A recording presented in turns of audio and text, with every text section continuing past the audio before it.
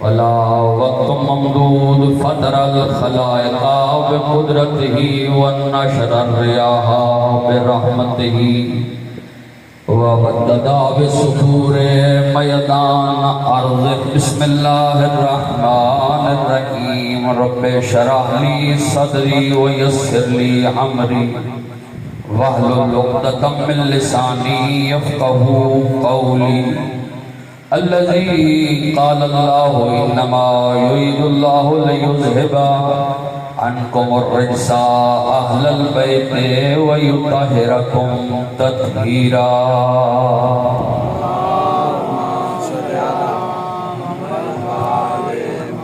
ولعنة الله على أعدائهم من يوم عداوتهم إلى قيام يوم الدين أما بعد فقد قال الله تبارك وتعالى في كتابه المجيد والفرقانه الحميد وقوله الحق يا أيها الرسول بلغ ما أنزل إليك من ربك وإن لم تفعل فما بلغت الرسالة والله يعصمك من الناس إن الله لا يهدي القوم الكافرين صلوات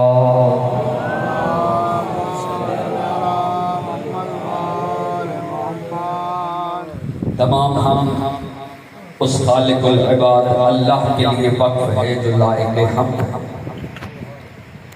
اور تمام درود ان ذات مقدسہ پر شاہ جی جنہیں اللہ نے بنا کر جنہیں دیکھ کر اور جنہیں بھیج کر اسے اتنا پیار آیا کہ خود بھی درود پڑھنے میں مصروف ہو گیا مل کے صلوات بھیجتے ہیں اللہ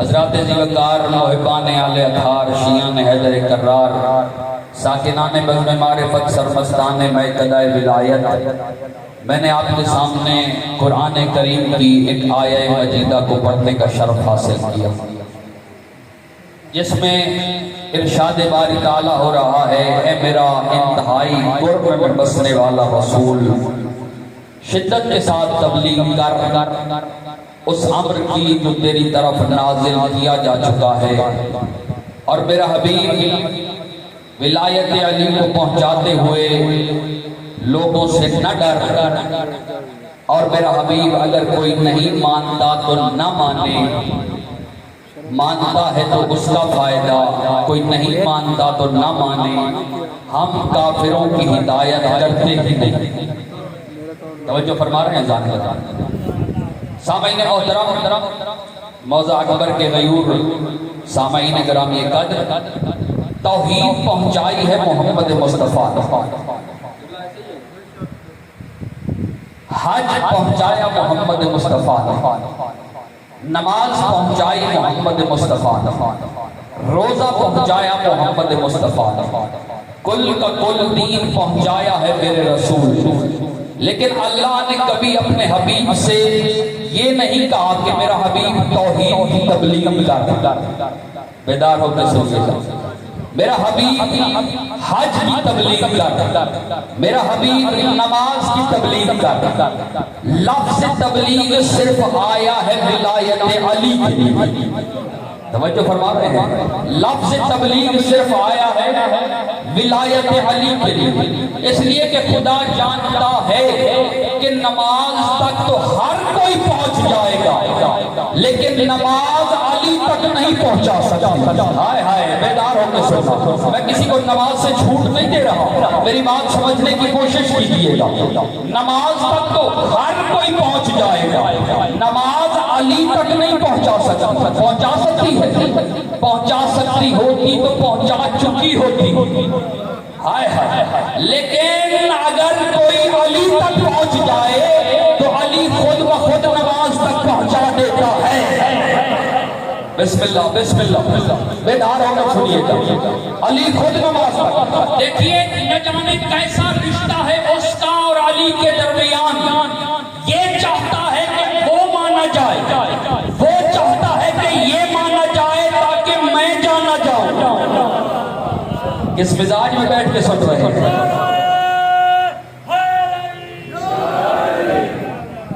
یہ چاہتا ہے کہ وہ مانا جائے، وہ چاہتا ہے کہ یہ مانا جائے تاکہ میں جانا جاؤں۔ دیکھیے جانے گرام، یہ دروازے پہ آئی ہوئی عزت کوئی بھی شخص لوٹاتا نہیں ہے۔ توجہ فرما رہے ہیں؟ دیکھیے میں مثال دے دوں اور اپنی ہی مثال دے دیتا ہوں تاکہ کوئی بندہ ناراض نہ ہو جائے۔ اگر کوئی میرے قدم چھوئے، میرے گھٹنوں کو ہاتھ لگائے، میں تو چاہوں گا کہ میرے ہی گھٹنے چھوتا رہے۔ توجہ فرما رہے ہیں؟ میں چاہوں گا نا جی یہ میرے ہی پیر چھوتا رہے۔ نفسیات انسانیت، کوئی میرے پیر۔ آج میں آپ کو سچے اور جھوٹے پیروں کی نشانی بتاؤں گا اس حسبی نسلی سادات کے گاؤں میں کہ سچا پیر کون سا ہوتا ہے اور جھوٹا پیر کون سا ہوتا ہے۔ نفسیات انسانی ہے کہ ہر کوئی چاہتا ہے کہ عزت میرے ہی پیروں تک رکی رہے، میرے ہی قدموں تک رکی رہے۔ مجھے عزت خدا کی قسم، ہر وہ پیر جھوٹا ہے جو عزت چاہتا ہے کہ مجھ تک رکی رہے، اور ہر وہ پیر سچا ہے جو ہاتھ سے پکڑ کے عباس کے علم تلے لے جاتا ہے۔ ہائے ہائے ہائے ہائے،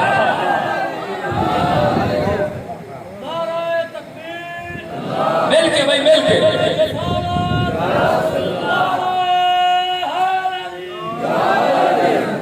اور ہم کتنے خوش قسمت ہیں کہ اللہ نے ہمیں ایسے پیر عطا کیے کہ جن کا ہم یوم ولادت بھی مناتے ہیں، یوم شہادت بھی مناتے ہیں، سارا سال شور مچاتے ہیں، کچھ فرق نہیں، کچھ فرق نہیں، کچھ فرق نہیں ہے۔ ہمت تو ان میں سے کسی کا یوم ولادت تو منا کے دکھا۔ کافر باپ کے گھر پیدا ہونا فضیلت نہیں ہے۔ ہو جائے گا مسلمان بڑا تو ہو لے، ماں بھی کافرہ، باپ بھی کافرہ، مقابلہ اس علی سے جسے اللہ نے اپنا گھر ہی دے دیا۔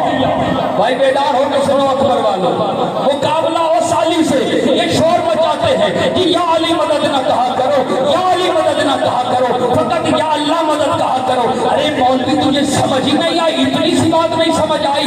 سائل کا کام ہے دستک دینا۔ بھائی بیدار ہو کے سنو، مجھے پتا ہے بہت رات ہو گئی ہے، سائل کا کام ہے دستک دینا۔ جو باہر آئے گا سائل تو اسی سے مانگے گا نا۔ ہم نے خدا کے گھر دروازے پر دستک دی، اندر سے علی کے علاوہ کوئی باہر آیا ہی نہیں۔ ہائے ہائے ہائے ہائے، توجہ فرما رہے آپ؟ مل کے دونوں ہاتھ بلند کر کے نعرہ حیدری۔ عزیزان کرام، یہ قادر سامعین محترم، ایک عاشق علی سنی بھائی کا شعر ہے۔ عاشق علی تھا، وہ کہتا ہے نبی تھے علی کو ولی کہنے والے۔ بندہ وہ بولے جسے سمجھ آئے، عاشق علی ہے اور سنی ہے۔ نبی تھے علی کو ولی کہنے والے، ولی بن گئے یا علی کہنے والے۔ ہائے ہائے، اور میں یہ کہا کرتا ہوں اکثر عزیزان کرام یہ قادر کہ علی کی محبت کا کسی فرقے سے تعلق نہیں۔ ماں شریف ہو تو بندہ علی سے محبت کرتا ہے۔ جب تک مائیں شرافت سے رہیں گی اور شریف بچے پیدا کرتی رہیں گی، علی کی محبت باقی رہے گی۔ ایک صحابی اپنا بچہ اٹھا کر میرے مولا علی کی بارگاہ میں آیا، آ کر بیٹھ گیا، بچے کو سامنے بٹھا دیا۔ بچے کو رسول نے دیکھا، یا رسول اللہ، خدا نے فرمایا بچے کہو یا علی مدد۔ بچے کی زبان سے یا علی نہیں نکلا۔ ہائے ہائے، بیدار ہو کے سننا، آپ کا امتحان میں سنوں گا، معرفت کے سینے پہ بیٹھ کے آپ سن رہے ہیں۔ رسول خدا نے فرمایا بچے کہو یا علی، بچے کے منہ سے یا علی نہیں نکلا۔ رسول خدا نے پھر فرمایا بچے کہو یا علی، بچے کے منہ سے پھر یا علی نہیں نکلا۔ رحمت للعالمین نے رحمت والا چہرہ دائیں طرف موڑ لیا، صحابی نے بچہ اٹھایا دائیں طرف آ گیا، رسول نے چہرہ بائیں طرف موڑ لیا، صحابی پریشان ہو گیا، دونوں ہاتھ جوڑ کے کہتا ہے یا رسول اللہ، اس کی طرف سے میں معافی مانگ لیتا ہوں، یہ اماں تو کہہ لیتا ہے، پاپا تو کہہ لیتا ہے، کھانا بھی مانگ لیتا ہے، پانی بھی مانگ لیتا ہے، نہ جانے اس کی زبان سے یا علی کیوں نہیں نکل رہا۔ وہ جو ہے چہرہ رحمت کا چہرہ مرکب تھا، مرکب جلال بن گیا۔ رسول نے فرمایا اسألو کے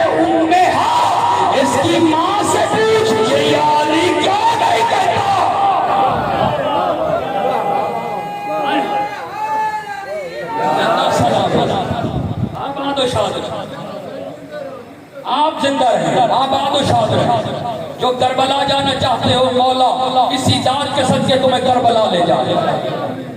عزیزان کرام یہ کہا خدا کی قسم معظم شاہ جی ایک طبقہ موجود ہے قبلہ توفیل شاہ صاحب بخوبی جانتے ہیں، ایک باقاعدہ طبقہ موجود ہے جو علی کا نام مٹانا چاہتا ہے اور باقاعدہ اس کا ایک لیڈر تھا جس نے اسلامی نظریاتی کونسل میں کہا مجھے اسلام چاہیے وہ بھی علی کے بغیر۔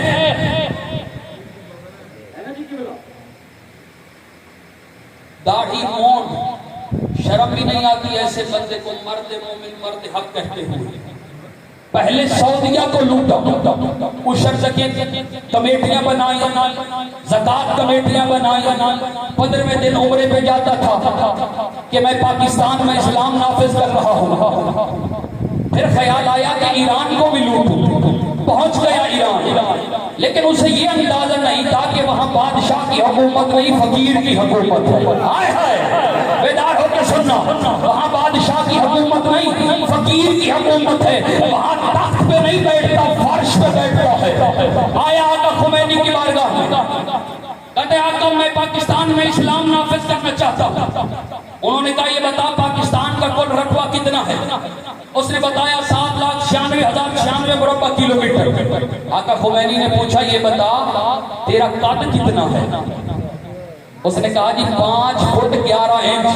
آقا نے فرمایا پہلے اس 5 فٹ 11 انچ پہ تو اسلام نافذ کر۔ ہائے ہائے بھائی کس خیال میں بیٹھے ہیں؟ پہلے اس 5 فٹ 11 انچ پہ تو اسلام نافذ کر۔ جو اتنے سے فٹ پہ اسلام نافذ نہیں کر سکتا وہ پورے ملک میں اسلام کیسے نافذ کرے گا؟ توجہ فرما رہے ایک نہیں کروڑوں بندے ہیں خدا کی قسم جو علی کا نام مٹانا چاہتے تھے۔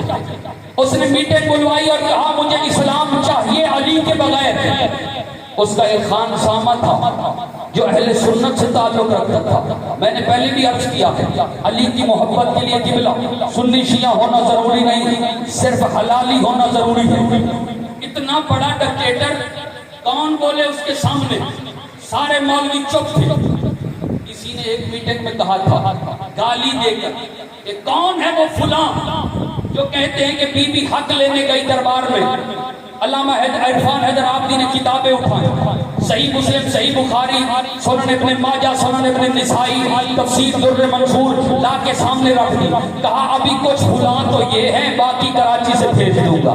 ہائے ہائے سمجھ آئی ہے؟ وہ لفظ میں بول نہیں سکتا۔ اس نے کہا اسلام چاہیے علی کے بغیر۔ خان سامہ سن رہا تھا، اس کی غیرت میں جلال آیا، جان کی پرواہ کیے بغیر پتی کے چائے لا کر رکھ دی، بغیر پتی کے۔ اس نے کہا بے وقوف یہ بغیر پتی کے کون سی چائے ہوتی ہے؟ خان سامع نے کہا یہ بغیر پتی کے تجھے چائے نہیں لگتی، یہ علی کے بغیر کون سا اسلام ڈھونڈ رہا ہے؟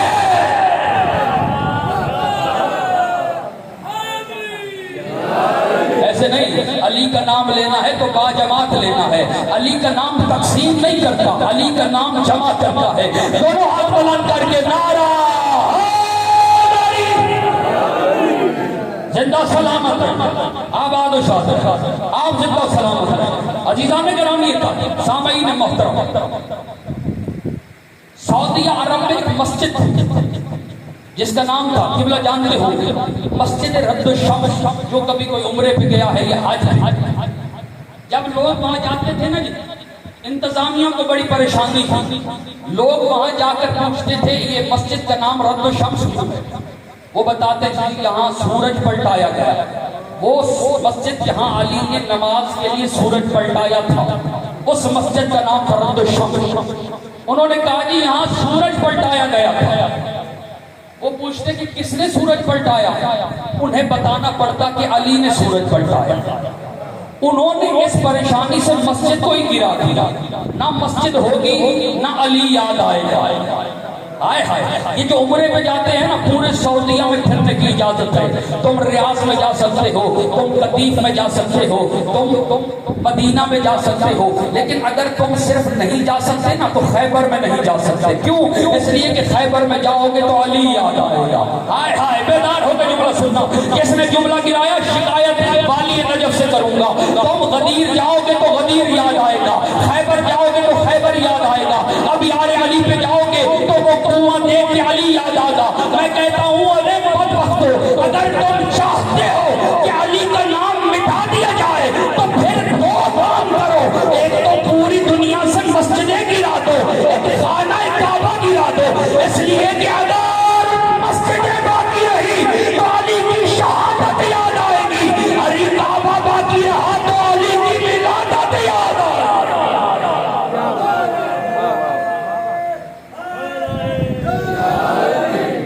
آباد و شاد ہے. درود بھیجے محمد و آل محمد کی ذات.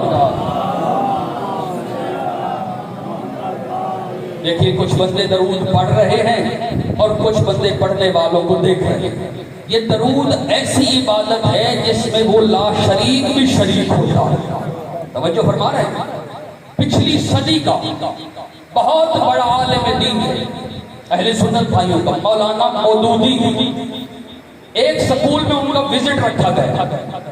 جب ایسا کوئی بندہ وزٹ کرتا ہے نا جی، تو سکول کے بچے وہی سوال پوچھتے ہیں. ٹیچر بھی موجود ہیں جو ٹیچر انہیں سکھاتے ہیں. مولانا مودودی آئے کلاس روم میں، بچوں نے باقاعدہ پلان کے طور پہ سوال پوچھے. ایک بچہ بغیر پروگرام کے کھڑا ہو گیا. اس نے کہا مولانا ایک سوال پوچھنا چاہتا. مولانا نے سمجھا شاید دین کا حصہ ہے. کہا پوچھو. کہا مولانا یہ بتائیے اللہ اس وقت کیا کر رہا ہے؟ ہائے ہائے بھائی، بیدار ہو کے سننا. اللہ اس وقت کیا کر رہا ہے؟ مولانا پریشان ہو گیا اور گھبرا کے کہا بچے تو شیعہ ہے؟ ہائے ہائے. اس نے کہا شیعہ ہی نہیں، صرف شیعہ ہی نہیں سید بھی ہوں. مولانا نے کہا بچے ایسے سوال نہیں پوچھتے، ہم مخلوق وہ خالق، ہمیں کیا خبر اللہ کیا کر رہا ہے؟ بچے نے کہا مولانا اگر آپ نہیں جانتے تو میں بتاؤں. مولانا نے گھبرا کے کہا بچے ایسی ویسی بات نہ کر دینا جس سے اللہ ناراض ہو جائے. بچے نے کہا مولانا ان اللہ و ملائکتہ یصلون علی النبی، اللہ اس وقت محمد و آل محمد پہ درود بھیج رہا ہے. درود بھیجے محمد و آل محمد کی ذات پہ.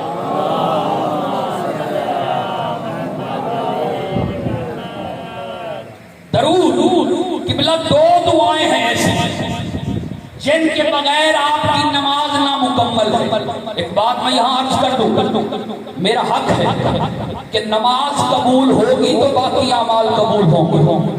توجہ فرما رہے ہیں. اگر اعمال قبول کروانے ہیں تو نماز پڑھو، اگر نماز نہیں تو کوئی عمل قبول نہیں ہوگا. اور عزیزان گرامی نماز میں دو دعائیں ہیں، اگر نہ پڑھی جائیں تو نماز نہیں ہوتی. ایک ہے اللہم صلی علی محمد و آل محمد.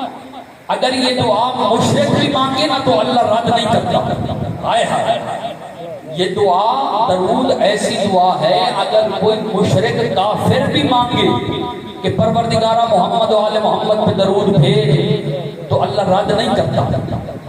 دوسری ہے سورہ حم. سورہ حم نماز میں واجب ہے. توجہ فرمائیے گا. آپ بے شک مجھے داد نہ دیں، اس وقت میں آپ کو چند جملے دینا چاہتا ہوں. سامعین کرامی کا الحمد نہ پڑھی جائے تو نماز نہیں ہوتی. اور الحمد کا مان ہے اہدنا الصراط المستقیم. اس اہدنا الصراط المستقیم کے دو ترجمے ہوئے، ہمیں دونوں قبول ہیں. ایک ترجمہ کیا ہے پورے 72 فرقہ اسلامیہ نے کہ پروردگارہ ہمیں صراط مستقیم دکھا. ایک ترجمہ کیا ہے فقہ اہل بیت نے کہ پروردگارہ ہمیں صراط مستقیم پہ قائم رکھ. ایک غلطی تو وہ اردو میں کر گئے، رستہ دیکھنے کے لیے نہیں ہوتا، چلنے کے لیے ہوتا ہے. آئے ہائے، جو بندہ کہہ رہے پروردگارہ مجھے رستہ دکھا اور مرتے دم تک یہی دعا مانگتا رہے کہ رستہ دکھا، جس نے مرتے وقت بھی رستہ دیکھا نہیں وہ چلے گا کیسے؟ آئے ہائے بھائی بیدار ہو کے سنو. اور عزیزان گرامی یہ کل اپنی اپنی کنڈیشن ہے، اپنی اپنی کنڈیشن. ایک جس کو بیٹا نہیں ملا ہوتا نا، وہ کہتا ہے پروردگارا مجھے بیٹا دے، آخر پہ کہتا ہے آمین. توجہ فرما رہے ہیں. اور جس کے پاس بیٹا ہو وہ کہتا ہے پروردگارا میرے بیٹے کو سلامت رکھ، تو نے دے دیا شکر الحمدللہ رب العالمین. توجہ فرما رہے ہیں. ایک روایت یہ جو ہمارے برادران اہل سنت ہے، یہ یہاں اس امام بارگاہ میں ڈائریکٹ امام حسین کے مہمان ہیں. یہ اس امام بارگاہ کے گیٹ کو گیٹ نہ سمجھا کیجیے، یہ آج بھی میرا مولا حسین باہیں پھیلائے کھڑا ہے. شاید کوئی ہو رہا ہو علیہ السلام بننے کے لیے. ہائے ہائے، توجہ فرما رہے ہیں. عزیزان کرام یہ کہا ایک روایت اہل سنت برادران کی کتاب سے پڑھنا چاہتا ہوں. حضرت ابو بکر نے حضرت رسول خدا کی محفل میں پوچھا یا رسول اللہ ما ھذا صراط المستقیم، رسول خدا یہ بتائیے یہ صراط مستقیم کیا ہے. حضرت رسول خدا نے فرمایا ابو بکر بیٹھ جائیے. حضرت ابو بکر پھر کھڑے ہوئے تھوڑی دیر بعد. یا رسول اللہ یہ صراط مستقیم کیا ہے؟ کہا ابو بکر بیٹھ جاؤ. ابو بکر بیٹھ گئے، پھر کھڑے ہوئے. یا رسول اللہ یہ صراط مستقیم کیا ہے؟ حضرت ابو بکر کو رسول خدا نے فرمایا بیٹھ جاؤ. تاریخ کہتی ہے رسول نے حضرت ابو بکر کو بٹھایا. اب جیسے ہی مسجد میں علی داخل ہوئے نا، رسول نے اپنی مسلط چھوڑی، اٹھ کر کھڑے ہو گئے. کہا ابو بکر اب پوچھ صراط مستقیم کیا ہے؟ حضرت ابو بکر نے کہا یا رسول اللہ صراط مستقیم. رسول نے اپنے دونوں ہاتھ ہوا سے نکالے، علی کی طرف بڑھا کے فرمایا ھذا صراط مستقیم. واہ واہ واہ واہ واہ واہ واہ.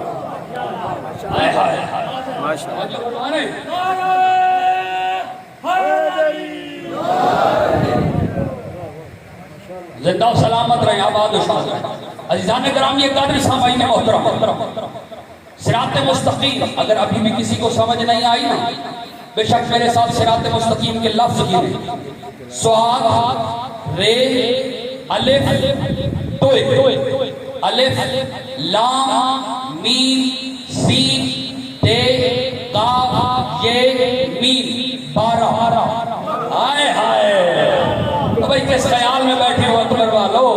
12 لفظ ہیں صراط مستقیم کے. اور جانتے ہو صراط مستقیم کا انگلش میں کیا معنی ہے؟ اسٹیٹ لائن، اسٹیٹ لائن، سیدھی لائن. میں نے کاغذ لیا اور پینسل لی، یوں لائن کھینچی، لائن ٹیڑھی ہو گئی. میں نے سانس روک کے لائن کھینچی، لائن ٹیڑھی ہو گئی. میں نے ایک اسکیل لیا، اسے پھٹا کہتے ہیں، وہ پھٹا رکھ کے میں نے لائن کھینچی، لائن بالکل سیدھی لگ گئی. جب میں نے پھٹے کے انچ گنے نا تو پورے انچ 12 تھے. یہ صراط مستقیم 12 کے گرد گھومتا. توجہ فرما رہے ہیں جانے گرامی کرام، توجہ فرما رہے ہیں. یہ صراط مستقیم 12 کے گرد گھومتا ہے. اور علی ہے وہ خود صراط مستقیم جس کے لیے شیطان نے کہا تھا پروردگارا میں اس راستے پہ بیٹھ جاؤں گا جو راستہ صراط مستقیم کو جاتا ہے. اور لوگوں کو روکوں گا صراط مستقیم کی طرف جانے سے. اب جو اس صراط مستقیم کی طرف نہیں آتے نا، گھبرایا نہ کرو، شیطان کا شکار ہو چکے ہیں. زندہ سلامت عزیزان گرامی قدر سامعین محترم، ایک اور بات یاد کرنے دینا چاہتا ہوں. آج شب جمعہ بھی ہے، شب جمعہ بھی ہے. اور میں روایت پڑھ رہا تھا آج کہ معصوم نے فرمایا صراط مستقیم. میرے شب جمعہ کے لحاظ سے معصومین نے تاکید کی ہے کہ شب جمعہ میں سورہ ملک کو تلاوت کیا گیا. کچھ کڑوی باتیں برداشت کیجیے گا جانے گرامی کا. شب جمعہ سورہ ملک کی تلاوت کیا گیا. سورہ ملک جس جگہ پڑھی جائے نا شب جمعہ، وہاں پر جو دفن ہوتے ہیں وہ سب بخشے جاتے ہیں. ہائے ہائے. ایک صحابی نے رسول کا یہ فرمان سنا، ایسے ہی نا ایک صحابی نے رسول خدا کا فرمان سنا، سفر پہ جا رہا تھا، رات ہو گئی، جس مقام پہ رکا نا پتہ تھا شب جمعہ ہے، قرآن کھولا اور سورہ ملک پڑھنے لگا۔ جیسے ہی سورہ ملک ختم ہوئی نا، ارد گرد سے آواز آنے لگی، شکریہ شکریہ شکریہ۔ آپ تنہائی میں کھڑے ہوں اور ارد گرد سے آواز آ رہی ہو شکریہ، آپ کی حالت کیا ہوگی؟ صحابی بھی گھبرا گئے، ڈر گئے، تھوڑے آگے بڑھے، شکریہ کی آواز تیز ہو گئی، شکریہ زیادہ ہو گئے، ہر طرف سے آواز آ رہی تھی شکریہ شکریہ شکریہ۔ صحابی ڈرے ڈر کے دوڑے اور بھاگے، رسول خدا کی بارگاہ میں آئے، یا رسول اللہ آپ نے فرمایا تھا شب جمعہ سورہ ملک پڑھنا، آج میں نے سورہ ملک پڑھی ہے، ایک جگہ پہ ہر جگہ سے شکریہ شکریہ کی آوازیں آنے لگ گئی۔ رسول خدا نے فرمایا تھا وہ مومنین تھے جو چند مسائل میں پھنسے ہوئے تھے، جب تم نے سورہ ملک پڑھی ہے نا اللہ نے انہیں بخش دیا۔ اور عزیزان گرامی قادر سامعین محترم دیکھیے، اور آپ کو حد ہو گئی ہے، لوگ کہتے ہیں کہ ہم کیوں پڑھیں، بعد والے پڑھیں، سمجھ آئیے نہیں، ہم کیوں پڑھیں قرآن، بعد والے پڑھیں گے۔ اور آپ تو اتنے ایکسپرٹ حافظ قرآن آ گئے ہیں، آدھے گھنٹے میں قرآن ختم، ایسے ہی ہے نا۔ ایک مرتبہ ایک مقام پہ مدرسے کے طالب علم بھی بیٹھے تھے اور میں بھی بیٹھا تھا، ختم قرآن کی محفل تھی، ایک طالب علم بڑے زور زور سے ہل رہا تھا، میں نے دیکھا تو سپارہ ہی الٹا پکڑا ہوا تھا، میں نے کہا ہل صحیح سپارہ سیدھا تھا۔ سمجھ آ رہی ہے جانے گرامی عزیزان گرامی قدر، کچھ عمومی غلطیاں ہیں ہم میں، جیسے بندے بسم اللہ الرحمن الرحیم پڑھتے وقت کہتے ہیں رحمان، یہ رحمان لفظ کوئی نہیں ہوتا، لفظ ہے رحمان، بسم اللہ الرحمن الرحیم، یہ زہرا بھی کوئی لفظ نہیں، لفظ ہے زہرا۔ توجہ فرما رہے ہیں، یہ اسلام میں مداخلت کر کے خود کو ہائی لیول کا ثابت کرنے کی ضرورت نہیں، اسلام سمپل چیز ہے، اس پہ عمل کرنا ضروری ہے۔ ایک ہوتا ہے عمل، ایک ہوتا ہے رد عمل، عمل سے زیادہ رد عمل کاؤنٹ کیا جاتا ہے۔ توجہ فرما رہے ہیں، گھبرا تو نہیں گئے، عمل سے زیادہ رد عمل کاؤنٹ کیا جاتا ہے۔ فقیر کو 100 روپیہ دینا تو وہ عمل ہے، اس کے میلے کپڑے دیکھ کے منہ پھیر لیں وہ رد عمل، وہ تیرا 100 روپیہ دینا کسی کام کا نہیں، کیونکہ تو نے اس کے میلے کپڑے دیکھ کر اسے حقیر سمجھا۔ ہائے ہائے بھائی توجہ فرما رہے ہیں آپ اللہ۔ سعدی کی ایک بہت مشہور حکایت ہے، سعدی رحمت اللہ علیہ بہت مشہور حکایت ہے، وہ کہتے ہیں میں باپ کے ساتھ نماز فجر پڑھ کے آ رہا تھا، کچھ بندے سو رہے تھے، میں نے کہا بڑے کم وقت ہیں، فجر کی نماز کا وقت ہے، سو رہا ہے۔ اس کے باپ نے کہا تم سے بہتر ہے، کسی کی غیبت تو نہیں کر رہے نا، ہائے ہائے تم غیبت ان کی کر رہے ہو جنہیں پتہ بھی نہیں ہے۔ اور ایک متفقہ روایت شب جمعہ کے لیے معصوم فرماتے ہیں شب جمعہ تمہارے مرحومین کی ارواح تمہارے گھروں میں آتی ہیں، ابھی وقت کیا نہیں، تم جا کے بھی کچھ پڑھ سکتے ہو، اور حد نہ ہو جائے ماں کی روح گھر میں آئے اور بیٹا فلم دیکھ رہا ہو، گانے سن رہا ہو۔ توجہ فرما رہے ہیں، گھبرا تو نہیں رہے، یہ ممبر کا حق ہے جو مجھے ادا کرتا ہے سامعین گرامی کا، اس لیے فرامین ہے شب جمعہ گھر میں حدیث قصہ منعقد کرواؤ، گھر میں مجلس حسین برپا کرواؤ۔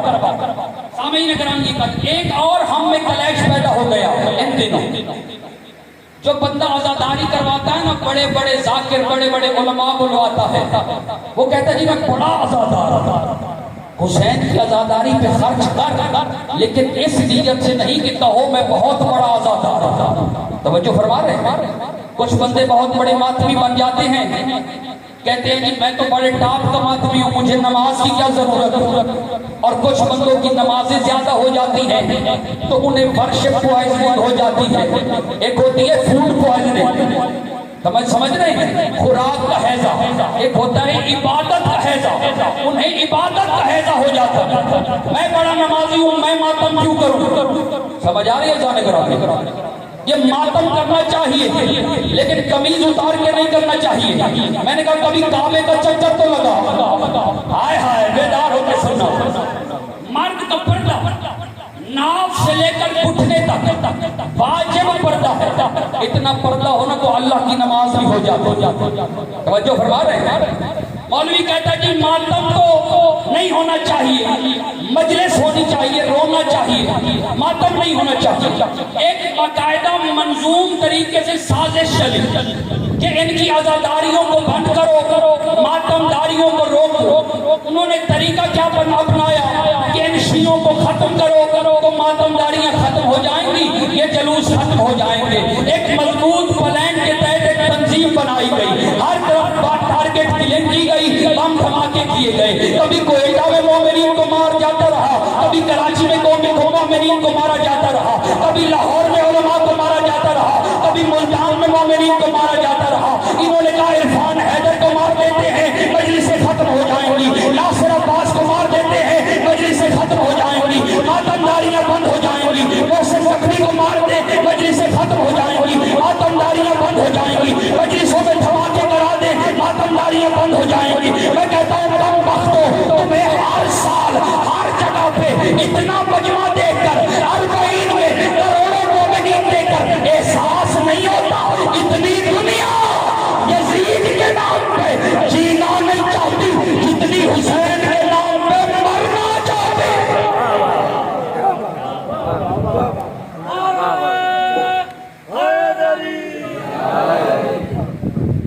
عزاداران مظلوم کربلا جو اللہ اور قرآن نے محمد و آل محمد کو دیا اسے فضائل کہتے ہیں, اور جس امت نے اجر رسالت دیا اسے مصائب کہتے ہیں.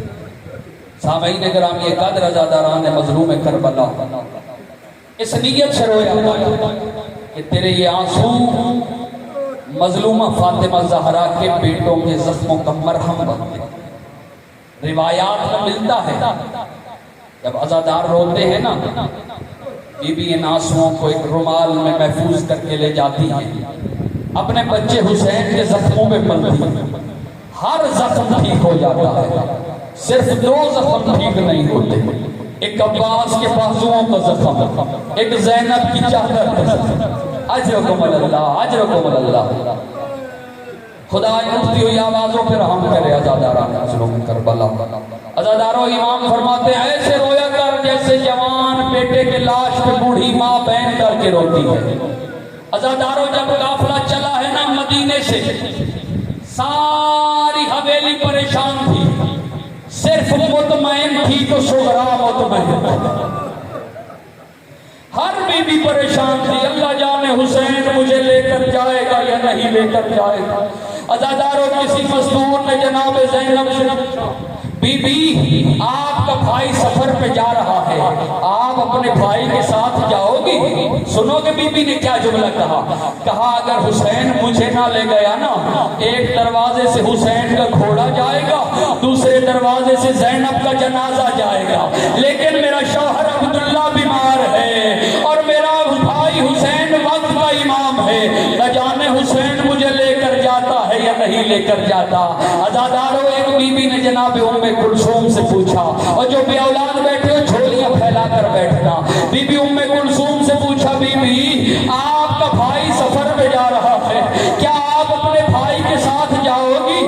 بی بی رو کر کہتی ہے میرا دل تو حسین کے بغیر نہیں لگتا, لیکن میں نے سنا ہے وہاں جنگ ہونی ہے اور میرے بھائی کو سپاہیوں کی ضرورت ہے, میری تو کوئی اولاد نہیں ہے جسے میں سپاہی بنا کے حسین کے ساتھ بھیجوں. اللہ جانے حسین مجھے لے کے جائے گا یا نہیں لے کر جائے گا. اجرکم اللہ, اجرکم اللہ. عزاداران مظلوم کربلا ایک مزدور نے جناب ام لیلا سے پوچھا, بی بی آپ اپنے بھائی اپنے شوہر حسین کے ساتھ جاؤ گی؟ بی بی ام لیلا فرماتی ہیں میرا بھی آقا حسین کے بغیر دل نہیں لگتا, لیکن میں نے سنا ہے جب جوان بیٹوں کی شادیاں قریب ہونا تو بیٹوں کو سفر نہیں کرایا کرتے.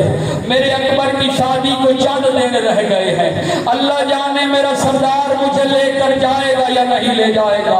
بس آخری جملہ سننا آزادارو۔ اسی طرح بی بی رباب سے پوچھا گیا، بی بی رباب رو کے کہتی ہے ایسا کوئی سفر نہیں، حسین فرماتے ہیں، جس میں سکینہ اور ام رباب نہ ہو تو میرا دل نہیں لگتا۔ عزادارہ نے مظلوم کربلا کسی نے بی بی صغرا سے پوچھا، بی بی آپ جائیں گی اپنے بابا کے ساتھ؟ تڑپ کے کہتی ہے بی بی صغرا کوئی جائے یا نہ جائے صغرا ضرور جائے گی، اس لیے کہ میرے بابا کا اکبر کے بغیر دل نہیں لگتا، اکبر میرے بغیر نہیں رہ سکتا۔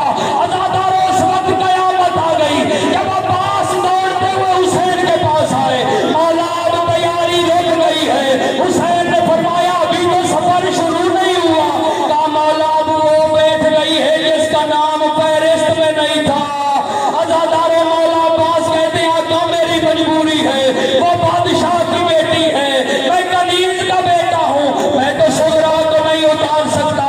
ماتم کر کے جملہ سننا، اب حسین نے اس کو بلایا جس کے سہارے پہ صغرا محمل پہ بیٹھی تھی، آواز دے کر کہا اکبر جا اپنی بہن کو محمل سے اتار۔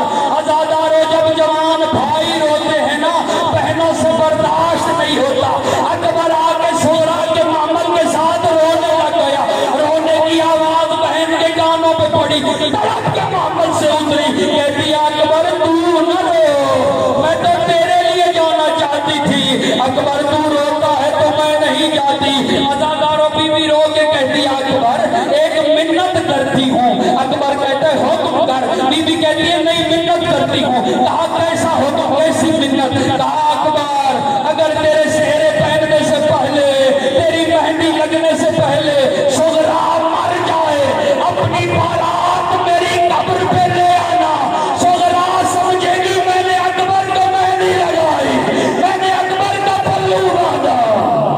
بس یا عالم الذین ظلموا ایاہم تلوین